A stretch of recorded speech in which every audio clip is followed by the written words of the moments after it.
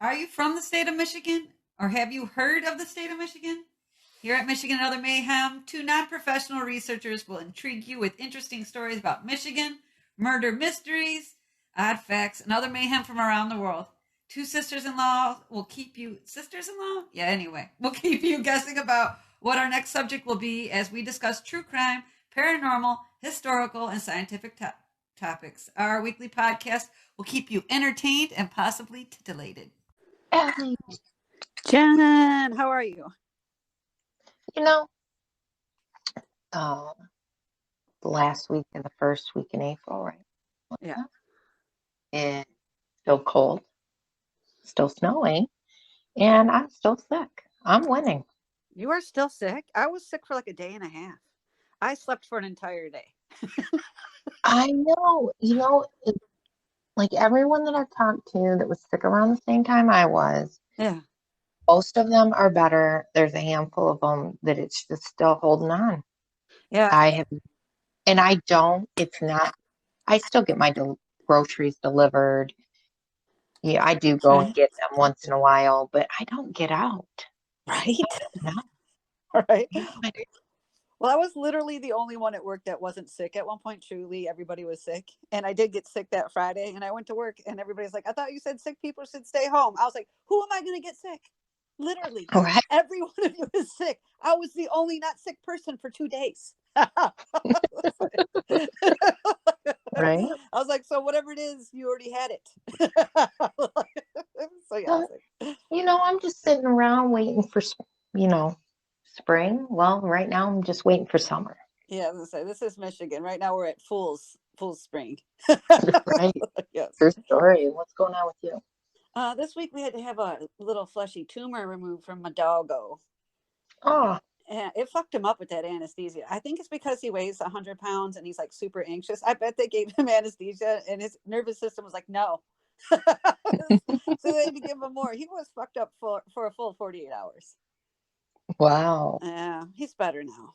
He's better now. Well, that's good. Ready to run the streets. You know what I mean? That's great. So what is your story about today? So my story is about Joyce Fisher, and she's a missing person. Okay. And I will have to admit that I read the story. It's short. There's not much to this. Okay. And that's actually, I feel kind of bad about it. Oh, really? It's actually not why I dug into it. Okay. Was less because she's missing and more because her estranged husband was charged. But I had read the Detroit News, the Sun Sentinel. Like I scoured these articles trying to find more on this missing case. And I'm like, there is nothing here. And don't you hate it when you can tell they literally took word for word somebody else's article? Yes. Doesn't that just burn your ass? Yeah. Yeah. And I'm sitting here thinking, like, how did you even prosecute this guy? Right. So that actually was why I started to dig into it. And it was, okay, how did you even charge this guy? To really, it became my focus was on, he was charged, just so you guys know, he overturned it on appeal. And it was the appeal that was the most interesting. Really? All right, Where tell you me about it. Tell me about it. figure out, like, the prosecutor just leaves. That's wrong. Yeah, I'm going to tell you. You want me to about, tell you my story right now? Yeah, because I'm going to tell you about. Last week we talked about a guy, Danny Raines, Raines, who murdered some young women along with a cohort, and the cohort is now out of jail. But Danny Raines killed more people than that, and his brother was also a serial killer. So I'll tell you about that, but you tell me first. Okay. Yeah. So Joyce Fisher went missing in Sister Lake, Michigan on April 16th, 1978. She was age 28 at the time. Okay. She was a mother of a one-year-old child and was married. but had been estranged from her husband, Jerry Fisher, for about 2 years and was in the process of getting a divorce. Okay. During the estrangement, Joyce had moved to Illinois and was living with her parents. And every other week, it seemed, in the news articles, said she would drive to Michigan so Jerry could visit with their daughter. Okay. The family had told police that Joyce had told them that Jerry had previously beaten her on multiple occasions, and she had feared Jerry would actually take their daughter from her. Oh, On April 16th, Joyce came to Michigan with her parents and daughter to the cottage her parents owned in Sister Lake. On this day, she planned to meet with Jerry alone to sign over a car title and drive out to get it notarized so he could sell this vehicle. okay. She left the cottage around 3 p.m. and drove to a local antique store where they chose to meet. Okay. And she actually went into the store and spoke to the owner, letting them know, what she was doing and that she would be leaving her car there, but she'd be back shortly, about an hour, hour and a half or so. Okay. But Joyce would never return. When Joyce was reported missing and her husband, Jerry, was questioned, he stated that he had picked her up. They had drove a short distance when Joyce had realized she had the wrong title. So he drove her back to her car and said that he arrived there around 4 o'clock and dropped her Okay. off. Okay. There was supposedly a witness to him coming back, but that witness said that he was alone. Okay. So So some after, witnesses say that they saw the two of them, and then others people say that he was by himself. so the store owner, Uh-huh. Joyce talked to the store owner, Yeah. told them what was going on. She was going to leave the car. They witnessed, he picked her up. Okay. He did actually drive back there. He was seen back around 4:30 at the antique store. Okay. But at that point, that witness says he was alone. Oh, okay. Okay. And so after Jerry's initial statement, he lawyered up and he had nothing more to say. Okay. News reports report shortly after Joyce's disappearance, he relocated to Florida. I couldn't figure out when that was. Okay. And then in January 1979, he actually lost custody of their daughter after he was accused and an investigation was completed into claims he was beating his daughter. Oh, no shit. And then after 8 years, he actually remarried. Okay. And it's being told that he told his new wife and friends that Joyce had been committed to a long-term psychiatric hospital. He didn't tell people that she had went missing. No shit. See, Right? that's highly fucking suspicious, dude. Yeah. But I want to point out here, because it's going to be important later on, is that he never did any admission like, we see in other cases where, they admit to doing something or they say things that would lead you to believe that they did something. He just said she was committed. Okay. So in 1987, was it in 1987? Sure. Yes, it was. Okay, because she Yeah, went yeah. missing in 1978. Okay. Yeah. 1979, he lost custody of his daughter. 8 years later, he got remarried. Now we're Okay. where we need to be. In 1987, they decided they were going to move forward with charging with murder. Okay. So this is where I'm like, I'm scouring. Like, there is nothing. What do you have? You have like no evidence here. Right. You're building a case strictly on hearsay. Yeah. Well, He, hearsay, and he's the most likely person because they say that you're most likely the person that was last seen with them is the most likely to kill them.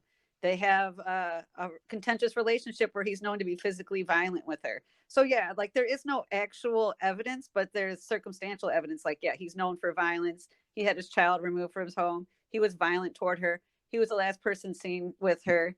You know what I mean? He threatened her life previously, things like that. One of those, he says he's going to kill you and later on you disappear and are found, never found again. It does look suspicious. You did say you're going to kill her. You know what I mean? But yeah, but there's when no you actual evidence. right, but when you have a trial with the jury, you have Yeah. the prosecutor has to have presented evidence where they're with and show without a reasonable doubt that the person did it, Yeah. murdered her.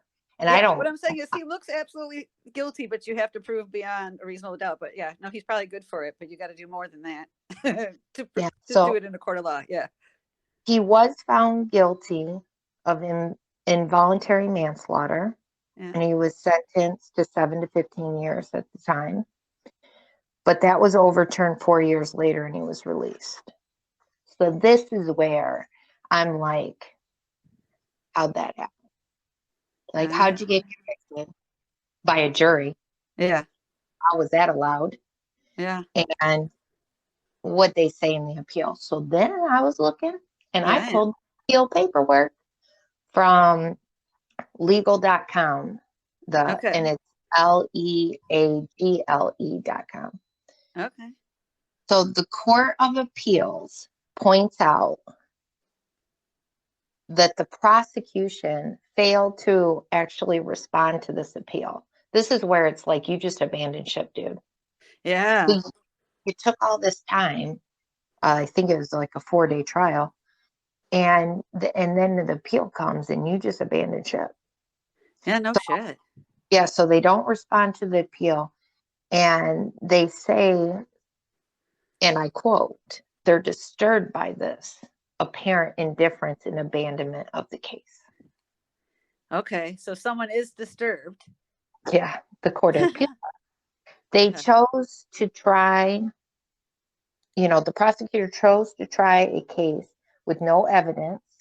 Oh, it was in a 14-day trial, Okay. covered by the media, and was of public interest. Ultimately, the Court of Appeals state they overturned the case because of insufficient evidence to submit the case to a jury, and the court erred in denying Jerry a direct verdict. And so when I was looking at the court paperwork, at the end of the trial, his lawyer asked for a direct verdict, and that's when they asked the judge to rule on the case because it's found there is no legal evidence for a Yeah. jury to reach a conclusion. Okay. The evidence that was submitted in the case, Jerry's previous bad acts, hearsay testimony of Joyce's fear of Jerry, and other improper remarks by the prosecutor. The Court of Appeals notes some of these things were properly used during the case. But my take in reading the paperwork was that the prosecutor said things during his closing argument which Uh-huh. should never have been allowed. Like, Okay. should have stopped him. Okay. When the judge denied the request for the direct verdict, he instructed the jury on first and second degree murder and involuntary manslaughter. Even though the prosecution didn't meet their responsibility to prove present sufficient evidence that could justify one of these charges beyond a reasonable doubt. The Court of Appeals also pointed out that even if they went off the circumstantial evidence presented, that evidence does not show Jerry knew Joyce was dead. So you don't have to have a body, but you have to prove without a reasonable doubt that he knows she's dead. Okay. So that's where those things, statements that these idiots make, to people that they know she's dead, or Right. And he just pretended that even though there's no evidence that she ever went anywhere for mental health, he told everybody that she had. Right. But he Yeah. never said, I know she's dead, or I know she's in a field. I know Okay. she's bigger. That makes sense. Okay. So they had presented one witness who vaguely remembered Terry being drunk and saying that he said something like, his wife is gone. Nobody can find her. Nobody will find her. Something along those lines. Okay. Well, we know for sure all this time that his lab, she's probably dead. Yeah. Right. Yeah, we just can't say for sure that he killed her. Right. And then he did lie to his second wife about the circumstances, but not in any way that would be an admission he knew Joyce was dead. Okay. Did he also tell her that she was in a mental hospital? Yeah. The only thing the prosecution brought to this court case was hearsay evidence and what Jerry's motive and opportunity to kill Joyce was. You have to have some element of a crime. Yeah. It could be just revenge for being left. But I thought to myself, you abandoned it. And maybe but people do crazy shit for crazy fucking reasons. Like, we're using logic. Right, but I'm saying the prosecutor. Oh, yeah. The appeal. So the appeal comes and you just abandon ship.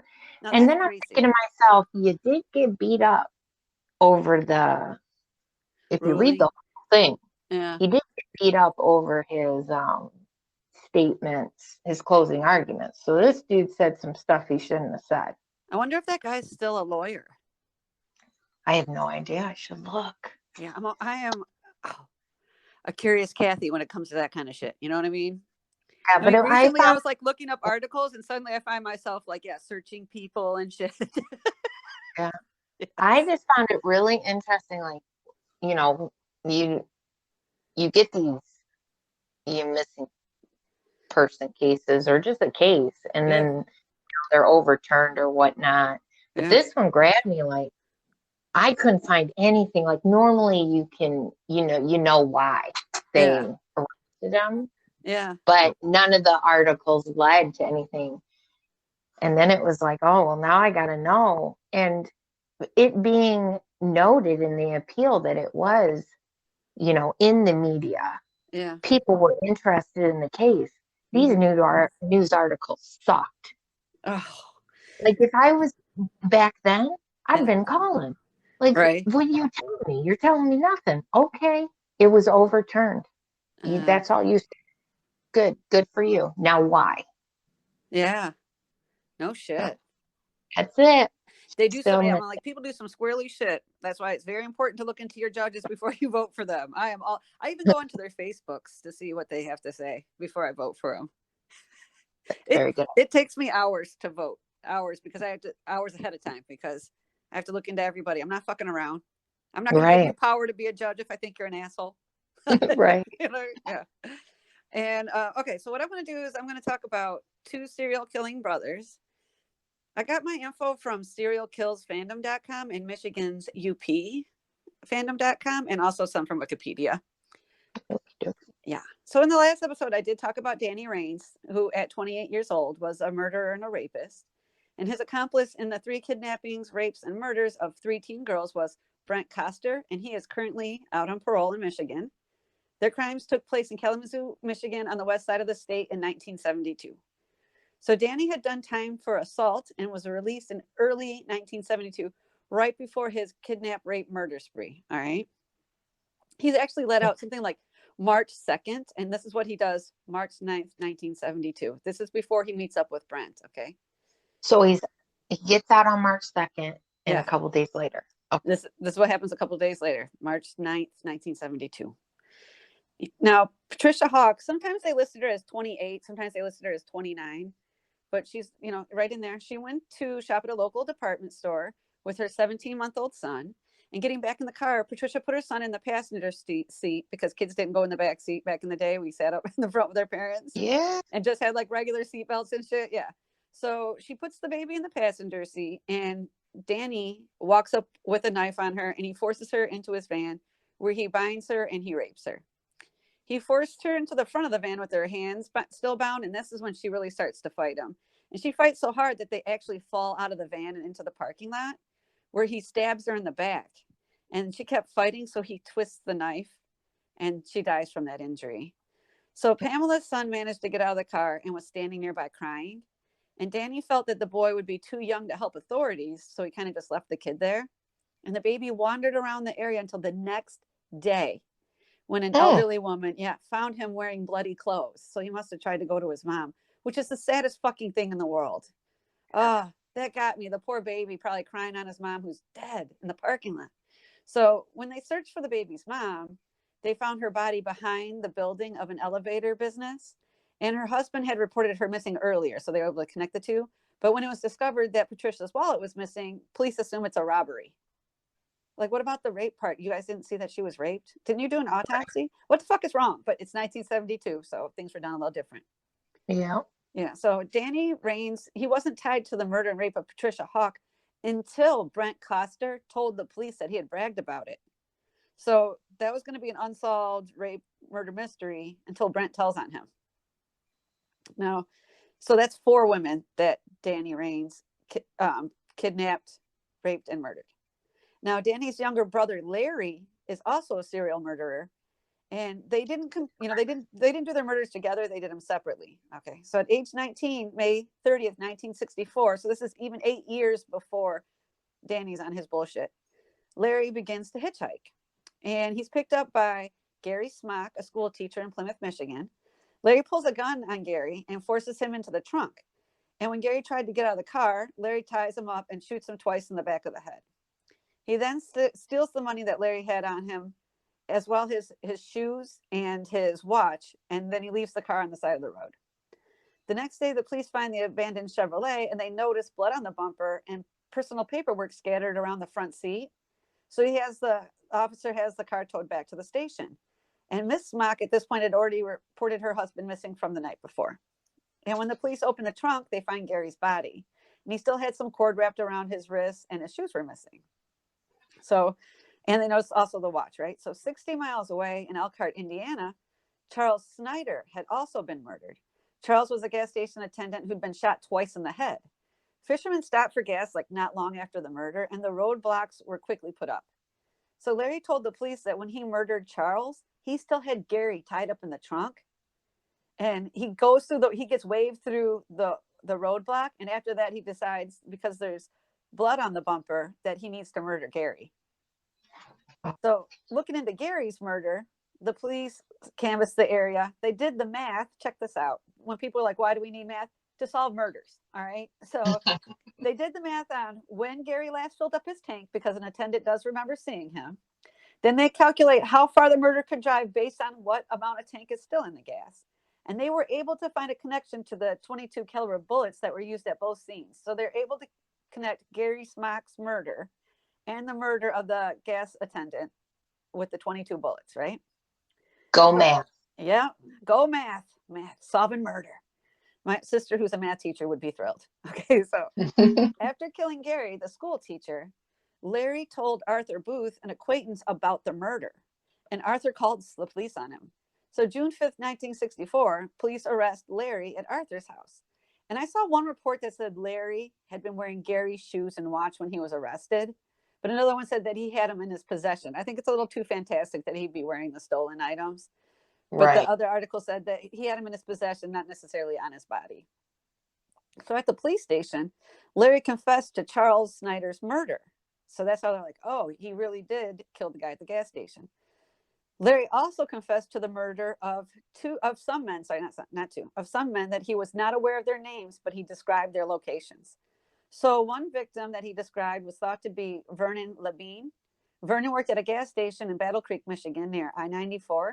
He had been shot in the head with a .22 caliber bullet on April 6, 1964. He was to be married the next day, which Oh, is shit. fucking A. Why the fuck did you have to do that, Gary?